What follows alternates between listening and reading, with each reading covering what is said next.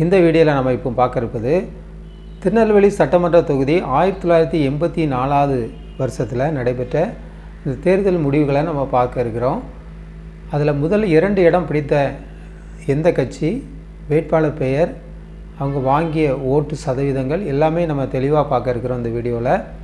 திருநெல்வேலி சட்டமன்ற தொகுதி 1984 வருடம் அதிமுக சார்பாக எஸ் நாராயணன் அவர்கள் போட்டியிட்டிருக்காங்க வேட்பாளராக.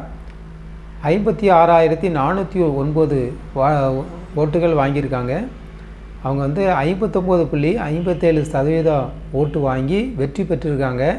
இந்த 1984 ஆண்டில் திமுக எதிர்த்து போட்டியிட்ட அதிமுக வெற்றி பெற்றிருக்கு.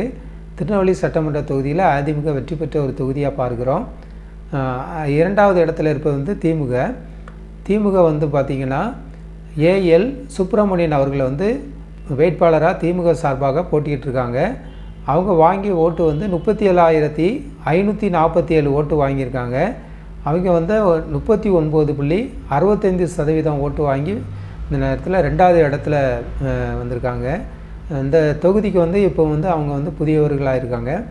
வெற்றி வாக்கு வேறுபாடு ஏடிஎம்கேக்கும் டிஎம்கேக்கும் வெற்றி வாக்கு வித்தியாசம் 18,862 ஓட்டு வித்தியாசம் இருக்குது. மொத்தம் பதிவான ஓட்டு 94,687 ஓட்டு பதிவாயிருக்கு.